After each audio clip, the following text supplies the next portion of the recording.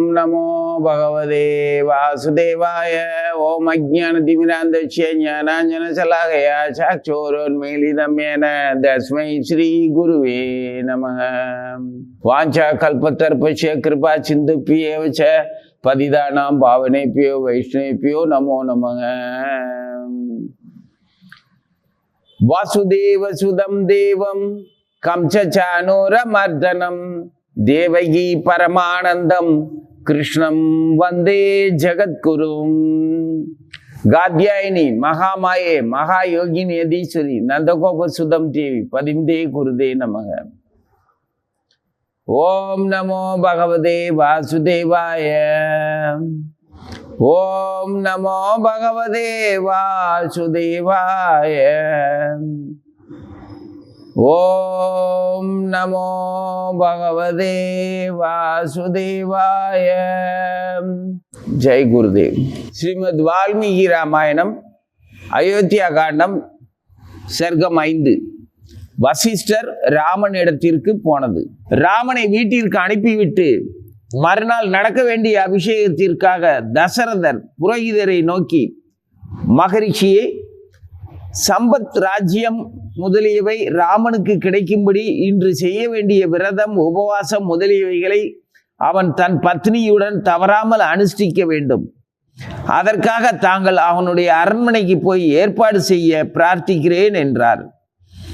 எல்லா மந்திரங்களை அறிந்தவரும் பல வகையான விரதங்களை செய்தவருமான வசிஷ்டர் அப்படியே செய்கிறேன் என்று பிராமணர்களுக்கு தகுந்த தேரிலேறி வெளுத்த மேகத்தை போல் விளங்கும் ராமனுடைய அரண்மனையில் 3 கட்டுகள் வரை ரதத்தில் போனார். ராமன் அவருடைய வரவை அறிந்து அவருக்கு உபச்சாரம் செய்ய சீக்கிரமாய் வெகு பரபரப்புடன் ரதத்தின் சமீபத்தில் வந்து கைலாக கொடுத்து முனிசிரேஷ்டரை தேரிலிருந்து இறக்கினார். தன்னை வணங்கி நிற்கும் ராமனை நோக்கி வசிஷ்டர் க்ஷேமம் விசாரித்து, உன் பிதா உன்னிடத்தில் மிகவும் சந்தோஷமடைந்து நகுஷன் யயாதிக்கு அபிஷேகம் செய்தது போல் நாளை இந்த ராஜ்யத்தை உனக்கு கொடுக்க போகிறார். அதற்காக நீயும் சீதையும் இன்று உபவாசம் இருக்க வேண்டும் என்று அவருக்கு பிரியமான வார்த்தைகளை சொல்லி விதிப்படி மந்திரபூர்வமாக உபவாசம் இருக்க செய்தார். பிறகு ராமனால் முறை தவறாமல் உபசரிக்கப்பட்டு அவருக்கு விடை கொடுத்து அங்கிருந்து புறப்பட்டார். எப்பொழுதும் தனக்கு பிரியமான வார்த்தைகளை சொல்லும் மித்திரர்களுடன் ராமன் சில நேரம் பேசி கொண்டிருந்து அவர்களால் பூஜிக்கப்பட்டு அவர்களுக்கு விடை கொடுத்து அந்தப்புறத்திற்கு போனார். அப்பொழுது மலர்ந்த தாமரைகளாலும் அவைகளில் உள்ள தேனை குடித்து மதம் கொண்ட பட்சிகளாலும் அழகிய தாமரையோடை விளங்குவது போல் ராமனுடைய அந்தப்புறம் வெகு சந்தோஷமடைந்த ஆண் பெண்களால் விளங்கிற்று. பிறகு வசிஷ்டர் அரசனுடைய அரண்மனை போன்ற ராமனுடைய கிரகத்திலிருந்து வெளியிலிருந்து ராஜவீதியில் போகையில் அங்கே ஜனங்கள் கும்பல் கும்பலாக வெகு குதூகலத்துடன் இடைவிடாமல் நிற்க கண்டார். வெகு சந்தோஷமாய் ஒருவரோடு ஒருவர் பேசும் சப்தம் அலைகள் ஒன்றோடொன்று மோதினதால் உண்டாகும் துவனியை போல் இருந்தது. அன்று அந்த நகரத்தில் எல்லா வீடுகளிலும் துவஜங்கள் எடுத்து கட்டப்பட்டன. வீதிகள் குப்பை இல்லாமல் சுத்தம் செய்யப்பட்டு ஜலம் தெளித்து அழகாக இருந்தன. மேலும் எங்கும் வாழை, கமுகு முதலிய குலைகளால் அலங்கரிக்கப்பட்டிருந்தது. அந்த நகரத்தில் வசிக்கும் பெண்கள், குழந்தைகள், வயசு சென்றவர்கள் முதலிய எல்லா ஜனங்களும் தங்களுக்கு அலங்காரமாயும் சந்தோஷத்தையும் விருத்தி செய்வதாயும் இருக்கும் அந்த மகோத்சவத்தை அனுபவிக்க ஆசை கொண்டு சூரியோதயத்தை எதிர்பார்த்திருந்தார்கள். இப்படி இருக்கும் ராஜவீதியை பார்த்து கொண்டு அங்கே கூடியிருக்கும் ஜனங்களுக்கு நடுவில் வசிஷ்டர் இரு பக்கத்திலும் அவர்களை ஒதுக்கி கும்பலாய் நிற்க செய்பவரை போல் மெல்ல மெல்ல அரசனுடைய அரண்மனைக்கு வந்தார். வெண்மையான மேகம் போன்ற மாடி மேல் ஏறி அங்கே தேவகுரு இந்திரனை பார்த்தது போல் தசரதரை கண்டார். அரசர் உடனே சிம்மாசனத்திலிருந்து எழுந்திருக்க, அப்பொழுது அவருடன் சபையில் உட்கார்ந்து இருந்த எல்லோரும் எழுந்து மகரிஷியை உபசரித்தார்கள். அரசன் ராமனுக்கு உபவாசம் செய்வித்தாயிற்றா என ஆயிற்றென்று வசிஷ்டர் பதில் உரைத்தார்.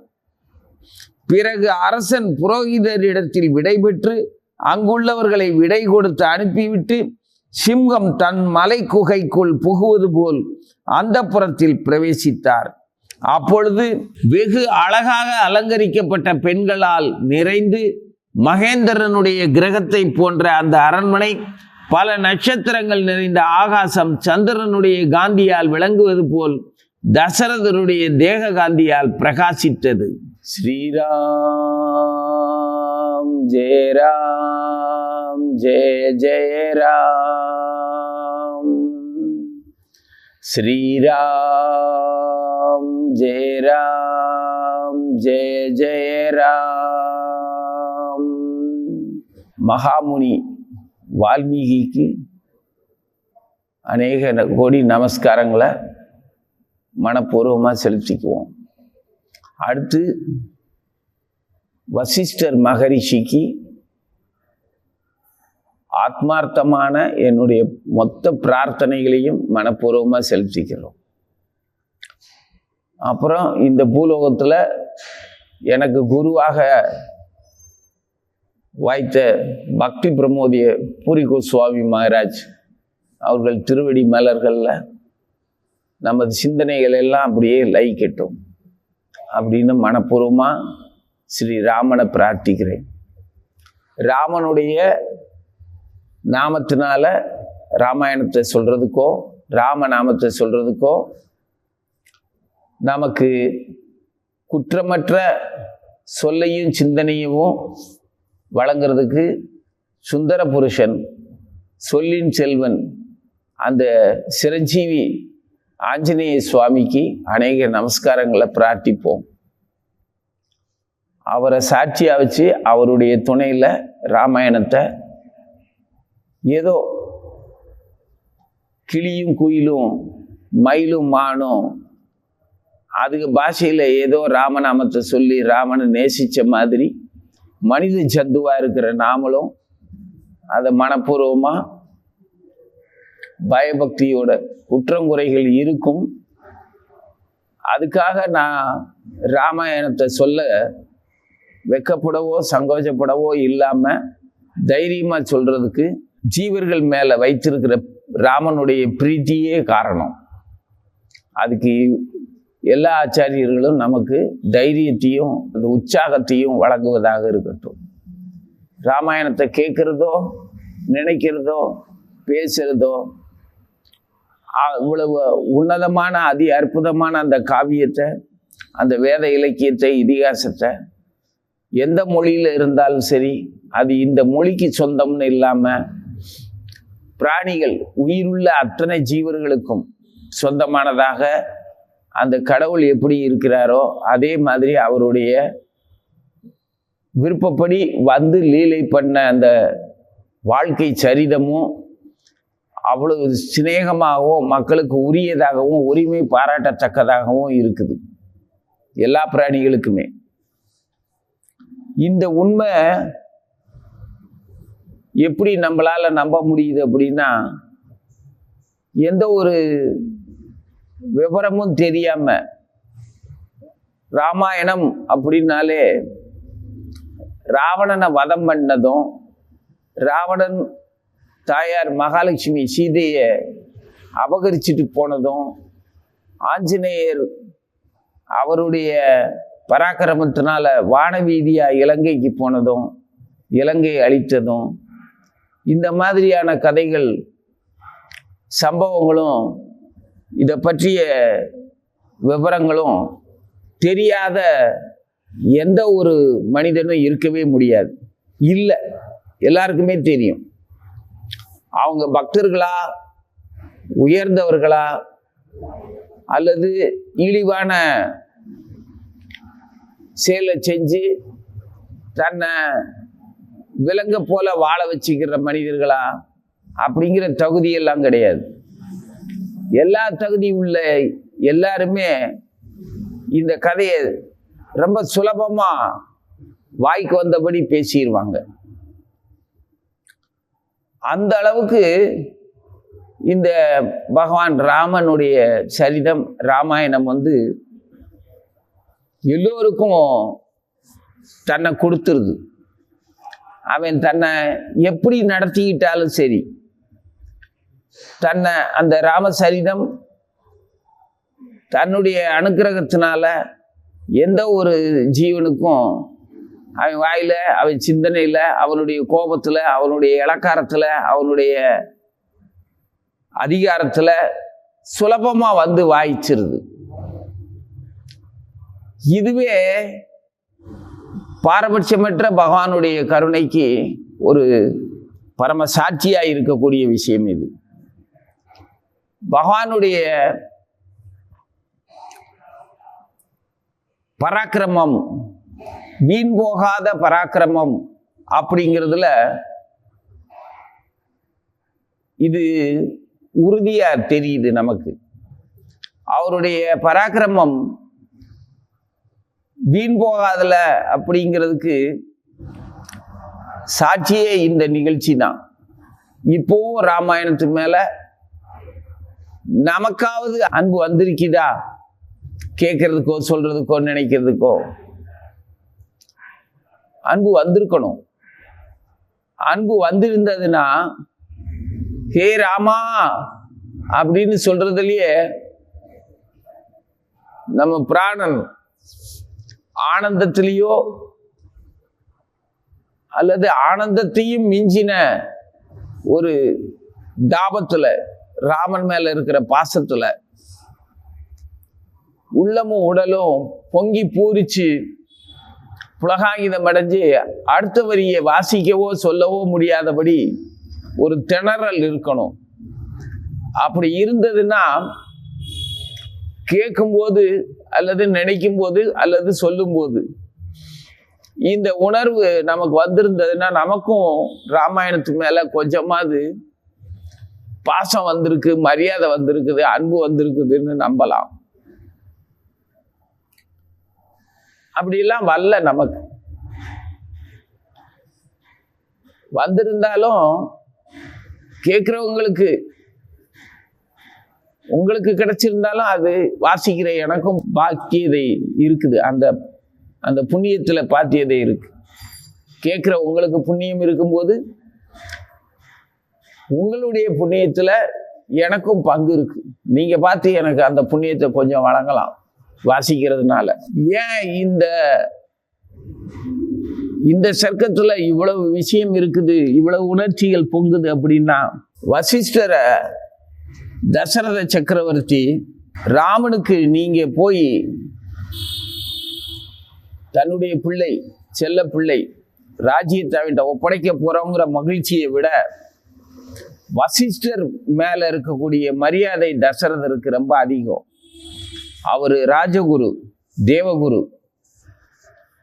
அந்த வசிஷ்ட மகரிஷி எப்பொழுதுமே தசரதர் கூடவே தான் இருப்பார். அவரு வசிஷ்டர் மகத்தான முனிவர்கள்ல அதி அற்புதமானவர். அவர் எல்லா ரிஷிகளும் ஒவ்வொரு வகையான சிறப்புள்ளவர்கள், இறைவனுடைய பிரீதிக்கு பாத்திரமானவர்கள் தான். இருந்தாலும்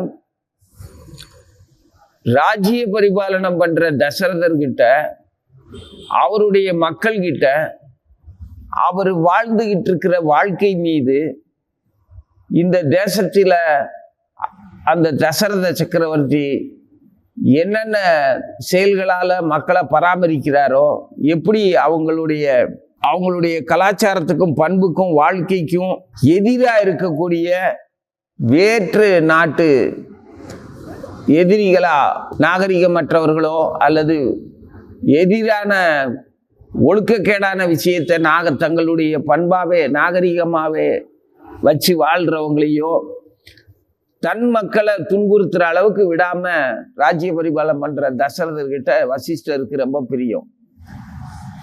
ஏன்னா ஒவ்வொரு மக்களும் அவங்களுடைய பண்பையும் ஒழுக்கத்தையும் இழக்கிற மாதிரி, அவங்க நடைமுறை வாழ்க்கையில் அதை கடைபிடிக்க முடியாதபடி வேறொரு நாட்டு மிலேச்ச கலாச்சாரம், நாகரிகமற்ற, அதாவது ஒழுக்கமற்ற, சாப்பிட்றதுல இருந்து திங்கிறதுல இருந்து உடுத்துறதுல இருந்து நடைமுறை பழக்க வழக்கங்கள், குடும்பம், மனைவி, குழந்தைகள்னு வச்சுக்கிற அந்த குடும்ப பாங்கு எல்லாத்துலேயுமே நம்ம பாரத பண்புக்கு, நமது பண்புக்கு, இங்கே ஒழுக்கமான இந்த பண்புக்கு எதிரான ஒரு விஷயத்த சுலபமாகவும் அதையே வாழ்க்கை முறையாகவும், அதுதான் எங்களுடைய நாகரிகம், எங்களுடைய வாழ்க்கை முறை அப்படின்னு வாழ்றவங்களுடைய அந்த பழக்க வழக்கத்தையும் அந்த நாகரிகத்தையும் இங்கே நேர்மையாகவும் திருத்தமாகவும் பெரியோர்களை மதித்து ஒருவனுக்கு ஒருத்தின்னு ஒரு குடும்பமாக வாழ்ந்துகிட்டு இருக்கிற இந்த நாகரிகமான வேத நியமனங்கள் சொல்லப்பட்டபடி அதிகாலையில் எழுவது, அந்த முகூர்த்தம், பிரம்ம முகூர்த்தம்ங்கிற ஒவ்வொரு நேரத்தையும் மரியாதைக்குரியதாக எதிர்பார்த்து வணங்குறது, மற்ற பெரியோர்களுக்கும் பித்ருக்களுக்கும் தன்னுடைய குழந்தைகளுக்கும் தனக்கு சமமானவர்களுக்கும் வணக்கத்தை சொல்லிட்டு வாழ்க்கையை ஆரம்பிக்கிறது, பூமியை, தண்ணியை, அக்னியை எதையுமே வீணாக்காம பயன்படுத்தி அதை தூய்மையாக போற்றி வணங்கி மரியாதையோட அதை எடுத்து தானும் அனுபவிக்கிறது. அப்படிங்கிற மாதிரியான நம்ம வாழ்க்கை முறைக்கு அந்த மிலேச்ச கலாச்சாரத்தை, நாகரிகமற்ற ஒழுக்கமற்ற அந்த கலாச்சாரத்தை கொண்டு வந்து கலக்கிறதுக்கு அனுமதிக்கிற அரசாங்கம், அப்படிப்பட்ட மன்னனோ அப்படிப்பட்ட தலைவனோ இருந்தா இருக்கிறது என்ன? அவனால எல்லா மக்களும் பண்ற அத்தனை பாவமும் அவனுக்கு தான் சொந்தம். அப்படிப்பட்ட செயலை தசரதர் பண்ணல. அவர் எந்த ஒரு நாட்டோட நாகரிகமும் ஒழுக்கக்கேடும் தன்னோட நாட்டு மக்கள்கிட்ட அவங்களுடைய இயல்பான வாழ்க்கைக்கு, சுகமான வாழ்க்கைக்கு இடைஞ்சலா வந்து அவங்க தங்களுடைய கலாச்சாரத்தை கைவிட்டு அந்த மிலேச்ச நாகரிகத்தை ஏற்றுக்கொள்கிற மாதிரியான ஒரு துரதிர்ஷ்டமான, துர்பாக்கியமான ஒரு நிலையை அரசன் அயோத்தி மக்களுக்கு தரல, வரவிடலை. அவ்வளவு தூய்மையா பாதுகாத்த மகாராஜா தசரத சக்கரவர்த்தி. அப்படி எந்த ஒரு வேற்று அமங்கலமான விஷயங்கள் தன் மக்களுக்கு, தன் நாட்டுக்குள்ள நுழைய விடாம பாதுகாத்த தசரத சக்கரவர்த்தி. அவரு 10 திக்குகள்ல இருந்தோம் தன்னுடைய மக்களுக்கு எந்த அபராதமும் நேரக்கூடாதுங்கிற மாதிரி பாதுகாத்தவர். அதனால தசரதர். அந்த பேருக்கு நிறைய பொருள் இருக்கு, அதுல இதுவும் ஒண்ணு. அதனால வசிஷ்டருக்கு தசரதர் கூடவே இருக்கிறதுல ரொம்ப பிரீத்தி. ஏன்னா வசிஷ்டர் எப்பவுமே தபசீலர், பல விரதங்களை எப்பொழுதுமே கடைபிடிச்சுக்கிட்டு இருக்கிறவர், எல்லா விதமான விரதங்களையும் கடைபிடிக்கிறவர். பிரம்மச்சாரிய விரதம் முதற்கொண்டு மற்ற எந்த ஒரு சங்கல்பத்துக்கும் உபவாசம் இருப்பார், விரதம் இருப்பார். அவருடைய அந்த வைராக்கியமும் நேர்மையும் அவருடைய மொத்த தவத்தின் பலனும் பூர்ணமா இருக்கிறவருங்கிறதுனால அவரால நமது ராமன் ஆசீர்வதிக்கப்படணும். அவரு ராமனை சத்திரியனா, ஒரு உத்தம புருஷனா, மகாராஜாவா அங்கீகரிக்கணும். அவரே அவனுக்கு ராஜ்ய பரிபாலனத்துக்கான பூரண அனுக்கிரகத்தை, வலிமையை, வைராக்கியத்தை அவரே தரணும் அப்படிங்கிறதுல தசரதருக்கும் ரொம்ப விருப்பம். அதனால அதே சமயத்துல வசிஷ்டருடைய உத்தமமான நேர்மையான அந்த ஒரு பண்பும் அன்பும் இளகிய மனமும் தசரதனுக்கு நல்லாவே தெரியும். தசரதனுக்கு வசிஷ்டர் மேல இருந்த அந்த நம்பிக்கையில பயமும் சேர்ந்துருச்சு இப்போ. ஏன்னா அவ்வளவு தூய்மையான, அன்பானவர், பாரபட்சம் இல்லாதவர், தர்மத்தின் வடிவம், எல்லா விரதங்களையும் கடைபிடிக்கிறவர், உபவாசம் இருக்கிறவர், அவ்வளவு தவ வலிமை உள்ள அந்த மனிதர், அந்த மகரிஷி தன்னுடைய ராமனுக்கு நான் மக்கள் ஆதரவோட அவங்களுடைய விருப்பத்தின் பேர்ல அவங்க ராமன் மேல வச்சிருந்த பாசத்தை, ராமன் மீது காட்டின அன்பை எந்த விதத்திலையும் குறைவுபடாம அதை பயன்படுத்தி உடனடியா அவங்களுக்கு வேறு சிந்தனை, வேறு எண்ணம் வர்றதுக்குள்ள உடனடியே அவங்க விருப்பத்தின் பேர்ல இருக்கும்போதே உடனே பட்டாபிஷேகத்தை முடிச்சிடணும் அப்படிங்கிற அந்த பாசம், பதட்டம். இவருக்கு ஏன் அப்படி பதட்டம் வருது? ராமனுக்கு பிரியமானவர்களும் ராமன் மேல மரியாதை வச்சிருக்கிறவங்களும் ராமனுடைய தம்பி லக்ஷ்மணன் மீதும் பரத சத்ருகனர் மீதும் அதே மாதிரி அன்பு வச்சிருக்கிறவங்க தான். அங்கதான் தசரதனுக்கு பயமே. ஏன்னா ராமனுக்கு பதிலா வேற யாரையாவது, அதாவது அவர் குறிப்பா யோசிச்சது பரதனை. பரதனுக்கு இளையராணி கைகேயின் புதல்வனுக்கு அவனுடைய வம்சத்துக்கு ஏற்கனவே கடன் பட்டது உள்ள அவரை அறியாமலே உள்ள உறுத்திக்கிட்டு இருக்கு. அதனால எங்க அவங்க கேட்டுருவாங்களோ, ஆனா அத ராமனும் சம்மதிச்சிருவான்,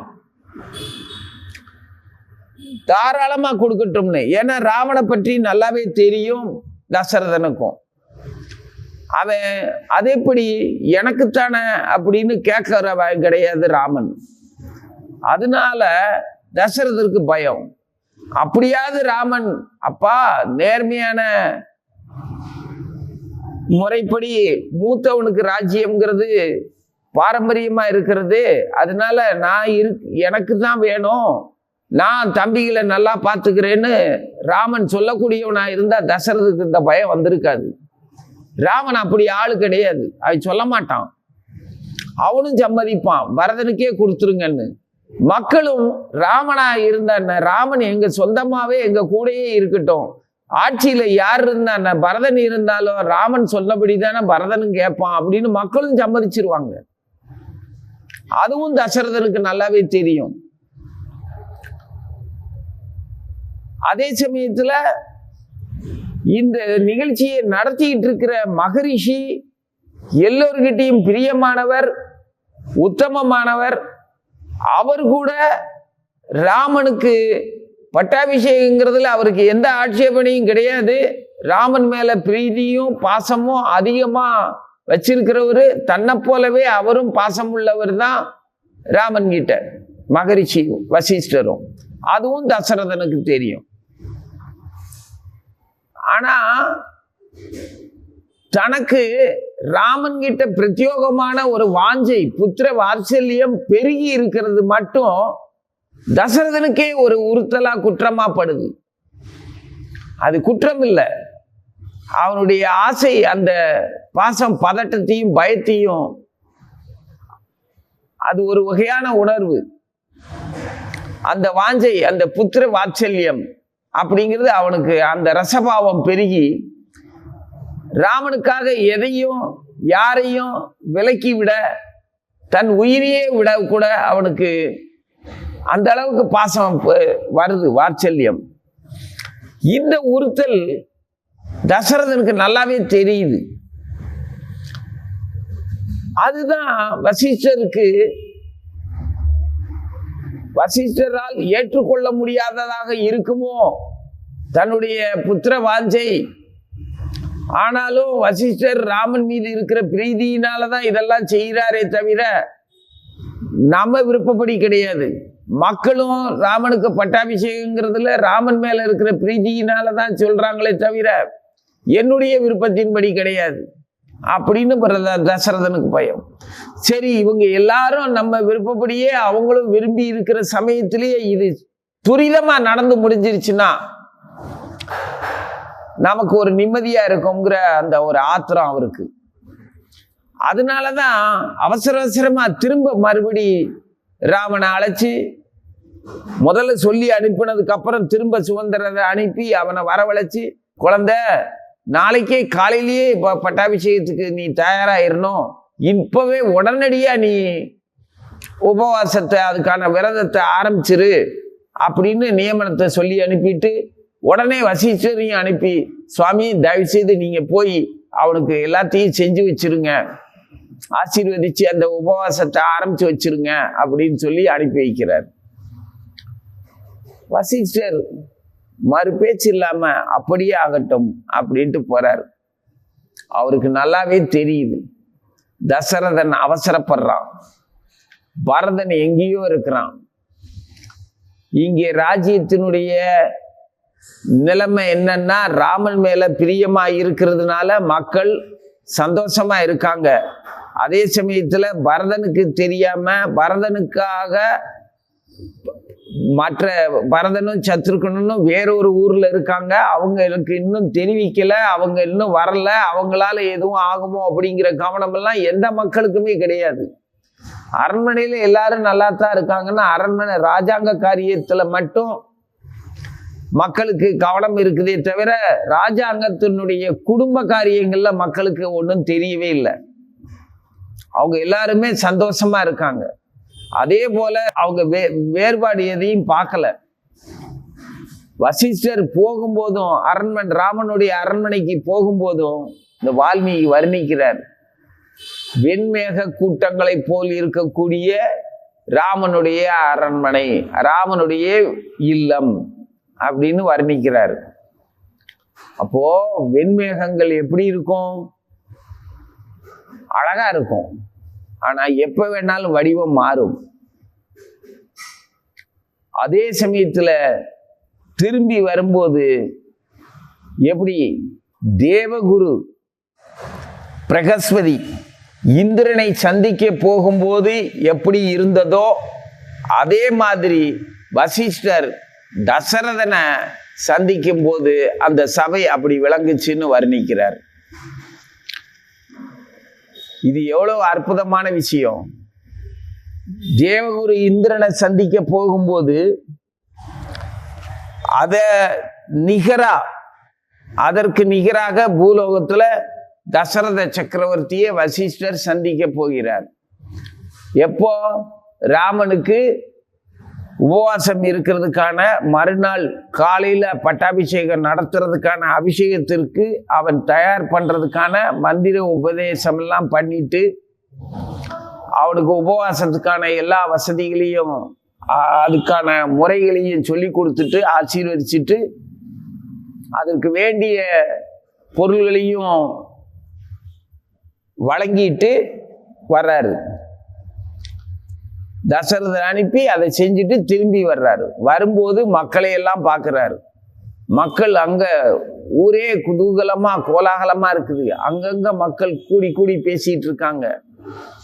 எவ்வளவு காலம் ராமன் வந்துட்டா எப்படி இருக்கும்? அன்னைக்கு ஒவ்வொரு நாளும் ராமன் வெளியூர் போயிட்டு வரும்போது, ஒரு போர் நடந்துட்டு வரும்போதோ இல்லை வேற திக்விஜயம் எங்கேயாவது வரும்போதோ, நகர்வலம் வரும்போதோ, ஒவ்வொருத்தரையும் அவங்களுடைய சேம நலன்களை அந்தந்த இனத்தின்படி அந்தந்த மக்களின் சௌகரியங்களை பற்றி நேரடியாகவே கேட்டு ஒரு தந்தை தகப்பனை போலையும் நண்பனை போலையும் சராசரியா சாதாரணமா இருக்கக்கூடிய ஒரு தொழிலாளிகிட்ட கூட இறங்கி தானா வலியை கூப்பிட்டு பேசி அவனுடைய நலம் விசாரிக்கக்கூடிய அற்புதமான ராமனுடைய பெருமைகளை பற்றி எல்லாரும் பேசிட்டு இருக்கிறாங்க. இவர் மகாராஜா ஆயிட்டாரு, எனக்கெல்லாம் எவ்வளவு வேண்டியவர் அவரு ராமரு, அவர் ராஜாவை ஆயிட்டாரு அப்படின்னா என் வாழ்க்கை எப்படி இருக்கும் தெரியுமா அப்படின்னு எல்லாரும் மகிழ்ச்சியா பேசிட்டு இருக்காங்க. ஒவ்வொருத்தருக்கும் அவ்வளவு ஆசை. மக்களால் தேர்ந்தெடுக்கப்பட்ட அருமையான மக்களாட்சி ராமராஜ்யம் தான். அந்த மாதிரி எல்லாரும் பிரியமா இருக்கும்போது அதை பேசிட்டு இருக்கிறத இவர் பார்த்துக்கிட்டே வராரு. மகரிஷிக்கு நல்லாவே தெரியும் இது தடங்கள் உண்டாக போகுது அப்படின்னு எல்லாம் தெரியாது. அப்படி அவர் நினைக்கிறவர் கிடையாது. எனக்கு சில விஷயங்கள் நமக்கு முன்னக்கூடியே இது இப்படி நடக்கும்னு தெரியும் அப்படின்னு நம்ம சொல்றோம். அது நடக்கும்னு எல்லாம் தெரியல.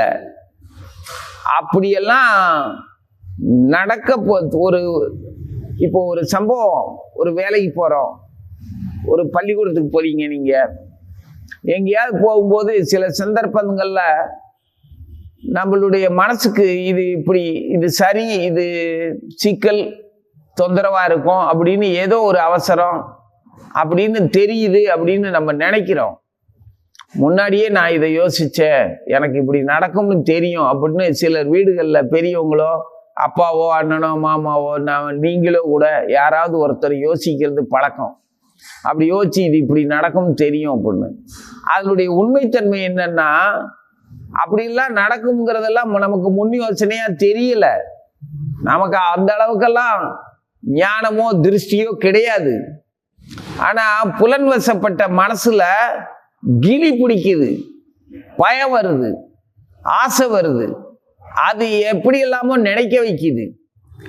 அதுபடியே அங்க நிகழ்ச்சிகள் நடந்த உடனே எனக்கு இப்படிலாம் நடக்கும்னு முதலே நான் யோசிச்சேன், எனக்கு தெரிஞ்சது அப்படின்னு சொல்லுவோம். அந்த மாதிரி மடத்தனத்துல மகரிஷி இல்லை. அவர் தன்னுடைய பயத்தினாலே ஆசையினாலேயோ அந்த கிளி பிடிச்சு போய் இப்படி இல்லை. மக்களுடைய சந்தோஷத்தையும் ஆரவாரத்தையும் பார்த்துட்டு ராமன் கிட்ட இருக்கிற பிரியத்தையும் நினைச்சு பார்த்து இந்த தசரதர் இந்த மக்களுடைய ராம பிரீதிய தன்னுடைய புத்திர வாஞ்சிய கலந்து இந்த வேலையை செய்கிறாரே, இது ஏன் இப்படி ஒரு துரித கதியில நடக்குது? எல்லாம் ராமனுடைய சித்தம், பகவானுடைய அனுகிரகம் தான். அவருடைய சித்தப்படி இந்த நிகழ்ச்சி ஆரம்பமாகி தொடங்கி நடந்துட்டு இருக்குது. இதுல எந்த அனர்த்தமும் கிடையாது. ஆனா ராமனுடைய விருப்பம் இப்ப நமக்கு தகுந்த மாதிரி இருக்குதே தவிர ராமனுடைய விருப்பம் வேறாக இருக்குமோ அப்படிங்கிற ஒரு எண்ணம் மட்டும் மகரிஷிக்கு வருது. ஜெய் ஸ்ரீராம். இப்போ ராமனுடைய சித்தம், அவருடைய விருப்பம் வேறாக இருக்குமோன்னு முழுமையா சந்தேகம் எதுவும் கிடையாது. ஆனா அவரு அந்த மகிழ்ச்சியில ஒரு நிதானத்தோட யோசிக்கிறாரு. எப்படி யோசிக்கிறாரு? இவர் தான் போய் உபவாசத்துக்கான எல்லா மந்திரங்களையும் அதுக்கு தேவையான உபகரணங்களையும் ராமனுக்கு வழங்கிட்டு அவனுடைய சீதையும் ராமனையும் எப்படி நடந்துக்கணும் அப்படின்னு அந்த விரதத்துக்கான எல்லா வழிமுறைகளையும் சொல்லி கொடுத்தாரு. சொல்லி கொடுத்து செஞ்சு வச்சுட்டு அதுக்கான சடங்குகள்லாம் இருக்குது. அந்த முறைப்படி அதுக்கான வஸ்திரங்கள் உடுத்துறது, ஸ்நானம் பண்ணுறது, அந்த மாதிரியான விஷயங்கள் எல்லாம் எப்படி இருக்கணுங்கிறதெல்லாம் சொல்லி கொடுத்துட்டு வராரு தம்பதிகளுக்கு.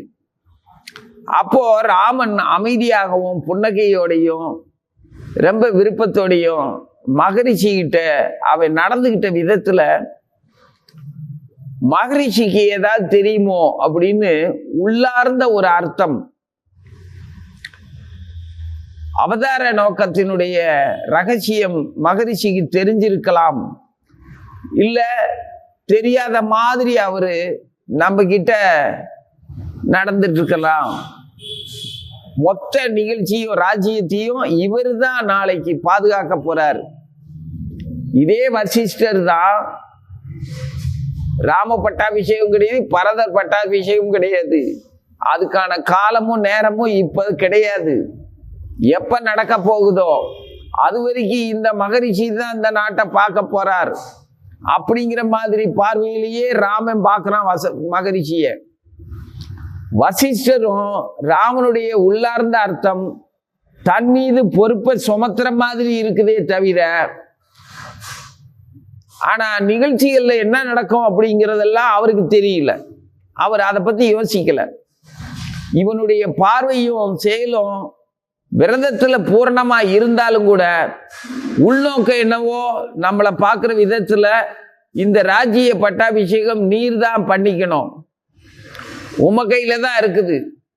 நாங்கெல்லாம் வெறுமனை சும்மா அயோத்தி உனக்கு தான் சொந்தம், மக்களுடைய சத்தியத்தை காப்பாத்துறதும் அவங்களுடைய வாழ்க்கையை காப்பாத்துறதும் அவங்களுடைய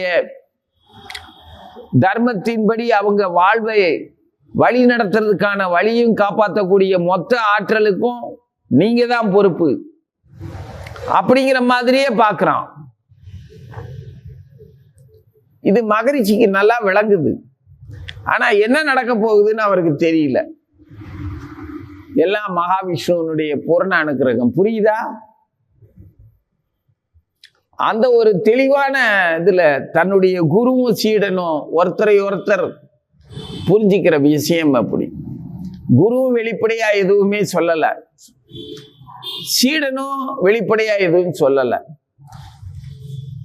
ஏன்னா சீடன் சாட்சாத் பரமாத்மா,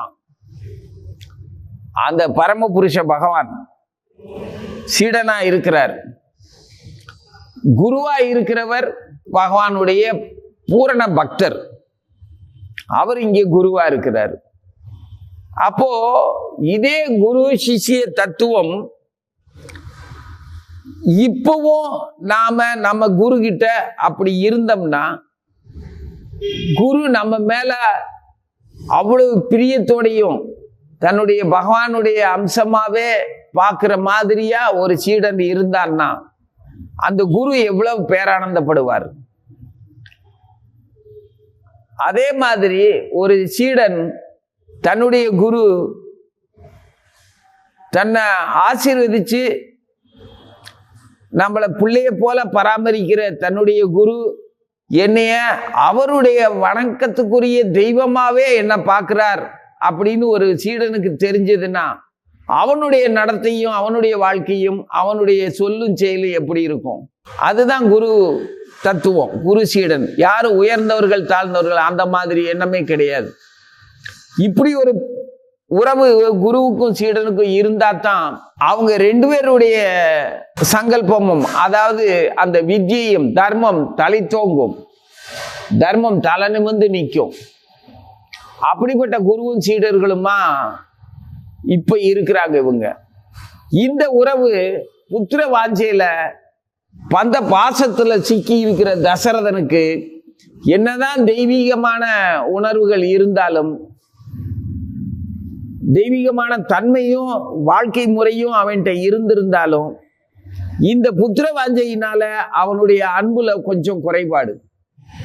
எப்பவுமே இந்த குடும்ப பற்றுங்கிறது கொஞ்சம் தர்மத்திலிருந்து ஒரு மாற்று குறைவானதாகத்தான் இருக்கும். எப்படி தங்கத்துல நகை செய்யணும்னு ஆரம்பிச்ச உடனே அதனுடைய மாற்று குறையுது இல்லையா? தூய தங்கத்தினால நகை செய்ய முடியாது, அதுல கொஞ்சம் கலக்கணும், அது எதையோ கலந்து அவங்க நகையா வடிவமைப்பாங்க. அது மாதிரி இந்த உலகியல் பற்றுங்கிற விஷயம் தூய்மையான உன்னுடைய ஆன்மீக தங்கத்துல இந்த உலகியல் பற்றுங்கிறது ஒரு மாற்று குறைவு தான். தங்கத்தினுடைய மாற்ற குறைச்சுதான் இந்த உலகியல் பற்றுல அழகான ஆபரணங்களா நேர்த்தியா இருக்குது. அது மாதிரி தான் இது. அந்த மாதிரி தசரதனுக்கு நகையானதுனால தங்கத்தோட மதிப்பு ஒன்றும் குறைய போறதில்லை. நகையானதுக்கு அப்புறம் தான் தங்கத்துக்கு மரியாதையே கூடும். வெறுமனை கட்டியா வச்சுக்கிட்டு இருந்தேன்னா அது உண்மையான தங்கம் தான், தூய்மையானது தான். ஆனா வெறும் கட்டியா இருக்கும்போது அது மேல இருக்கிற மரியாதையை விட அது உனக்கு ஏற்ற வடிவமா ஒரு அணிகலனா ஆயிடுச்சுன்னா அது மேல இருக்கிற மரியாதை ஆசை மேலும் பெருகும் உனக்கு. அப்படித்தான் இருக்குது இப்ப நிலைமை. இப்ப என்ன இல்ல, அயோத்தியில தசரத சக்கரவர்த்தி பட்டாபிஷேகத்துக்கு பண்ணும்போது தசரதனுடைய நிலைமை அப்படி இருக்கு. அதனால இங்க பிரகஸ்பதி எப்படி தேவகுரு எப்படி இந்திரனை பார்க்க சபைக்குள் நுழைந்தாரோ அதே மாதிரி ராமன் கிட்ட இருந்து வசிஷ்டர் தசரத சக்கரவர்த்தியினுடைய சபையில நுழைகிறார். இத அப்படி வர்ணிக்கிறார் வால்மீகி மகரிஷி. அதுக்கும் அர்த்தம் இருக்குது. எப்பவுமே அவர் சொல்ற ஒரு வர்ணனையில அந்த நிகழ்ச்சியினுடைய பூரண உணர்ச்சி நிறைஞ்ச அந்த வார்த்தைகள் எல்லாமே, வர்ணனைகள் எல்லாமே நடக்க போற நிகழ்ச்சிகளுக்கு முன்னுதாரணமாவே இருக்கும். இவர் உள்ள நுழைஞ்ச உடனே அரசன் உடனே சிம்மாசனத்திலிருந்து எழுந்திருக்க, அப்பொழுது அவருடன் சபையில் உட்கார்ந்திருந்த எல்லோரும் எழுந்து மகரிஷியை உபசரித்தார்கள். அரசன் ராமனுக்கு உபவாசம் செய்வித்தாயிற்றா என்று கேட்கிறார்.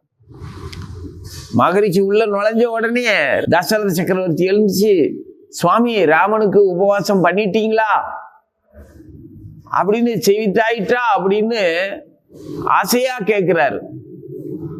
எல்லோரும் எழுந்து, தசரத சக்கரவர்த்தி எழுந்த உடனே எல்லோரும் எழுந்துச்சு மகரிஷியை வணங்குறாங்க. இவர் உள்ள நுழைஞ்ச உடனே ஒரே வார்த்தையில ஆயிற்று அப்படின்னு முடிச்சிட்டார். செஞ்சிட்டீங்களா? செஞ்சுட்டேன். வேற எதுவுமே சொல்லலை. உடனே எல்லா புரோகிதர்கள்ட்டையும் அரசன் விடைபெற்று அங்குள்ளவர்களை அனுப்பிட்டு அடுத்து கம்பீரமா மகரிஷி எல்லாரையும் வணங்கி புரோகிதர்கள்லாம் அனுப்பிட்டு கம்பீரமா தன்னுடைய அந்தப்புறத்துக்குள்ள போறான். அந்தப்புறத்துல அவ்வளவு ஆனந்தமா எல்லாரும் பெண்கள் எல்லாருமே இந்த நிகழ்ச்சியினால ஊரே கோலாகலமா இருக்கும்போது அரண்மனையில் இருக்காத மகிழ்ச்சி, தங்குதடை இல்லாம எல்லாரும் எல்லா இடங்கள்லையும் புழங்கிக்கிட்டு மகிழ்ச்சியை பகிர்ந்துகிட்டு இருக்காங்க. என்ன இங்க வந்திருக்க அப்படின்னு கேட்க முடியாது யாரையும். ஏன்னா எல்லாருக்கும் ஒரு ஆனந்தம். பட்டாபிஷேகம் நாளைக்கு வீட்டுல வேலை நடக்குது, அரண்மனை முழுவதும் மகிழ்ச்சியான ஒரு விழா நடக்க போகுது, ராமராஜ்யம் தொடங்க போகுது, ராமன் அரசாள போறான்.